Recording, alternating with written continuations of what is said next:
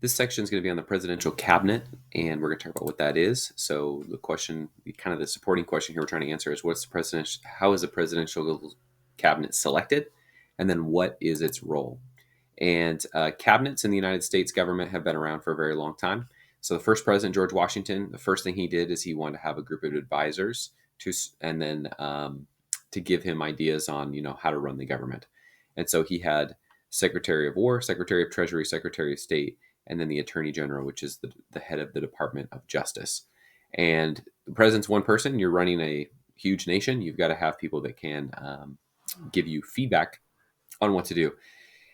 Later, after this tutorial video, as you're watching the other videos, I did include kind of a little segment from the musical Hamilton about cabinet battles, because often this is where people from different agencies can kind of air their grievances, like maybe they disagree on something, and the president gets to kind of hear that out.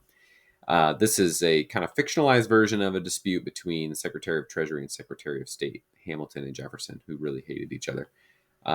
So thought I'd share that with you. I don't want to play that right now. The cabinet itself is the president's advisors. Most of the people in the cabinet are the people that run the 15, I'm going to move this down so you can see, the 15 agencies of the government, the 15 executive departments. That's not everybody that's in the cabinet, but that's most of the people that you see kind of right here. This is the president's current cabinet selection. Okay. And the people that are in the cabinet are called secretaries. The people that run those agencies, they are called secretaries. And they advise the president. Some cabinets have more power than others, have more sway than others. It kind of depends on who the president is and how much they want to listen to the cabinet. So every president utilizes cabinets in different ways for different outcomes.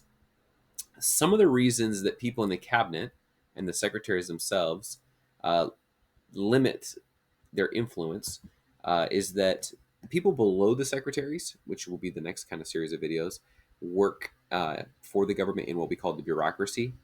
And they, often are doing their job for like 30, 40 years. And the person at the top, the secretary, they're a political appointee by the president. So they're only going to have their job for maybe 4 to 8 years maximum.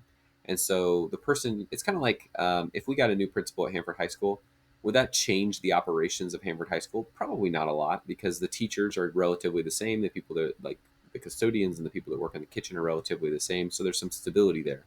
And so because secretaries kind of come and go, but the people below them don't, they don't have as much power often to run the whole institution.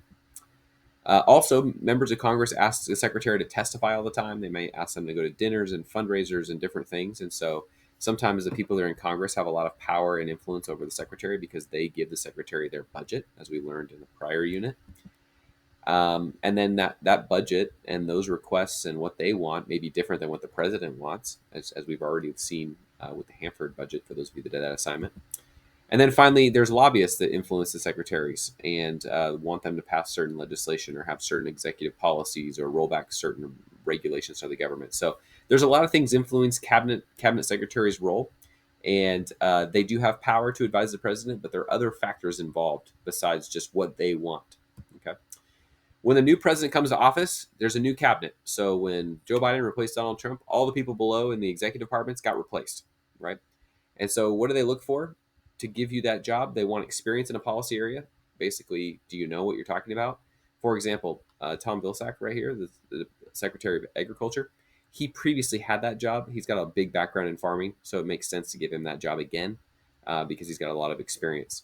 That also kind of checks box number 2, which is, do you have any supervisory experience before? You could probably say that for everybody on this list, that they have supervisory experience. Let me move this up here so we can see the last one. But like, for example, Lloyd Austin, former general of the United States Army. Do you support the president's goals or policies? That would kind of include everybody.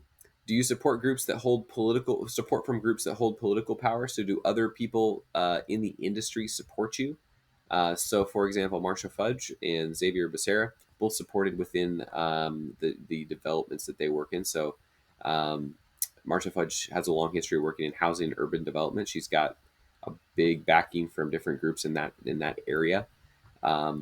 Secretary of State Anthony Blinken, he previously was the Assistant Secretary of State, so he's got all the policy experience, but people within the State Department approve of him.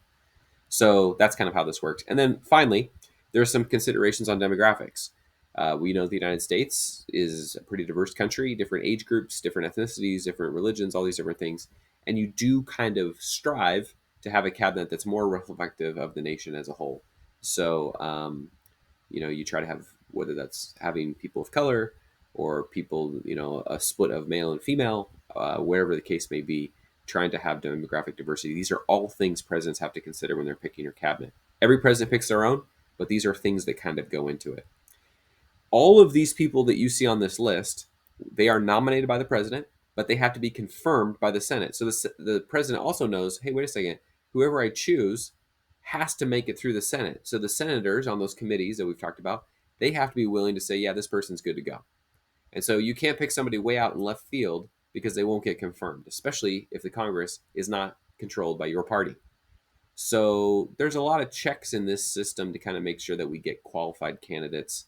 Even if they support the president's policies, they've got to be able to get confirmed. These are kind of the breakdown of the government structure. This is the executive branch. These are these 15 executive departments, as I mentioned, and these are where the secretaries come from. And this group right here, in addition to some people here, make up the president's cabinet. Basically, their closest advisors. The videos that follow this little tutorial will give you kind of an inside glimpse into what cabinet meetings actually look like. They meet about quarterly, so every couple months. The president can call a cabinet meeting whenever they want, but it's not likely. And so they'll try to give you a behind the scenes look at what cabinet meetings are all about and how the government at the executive branch runs.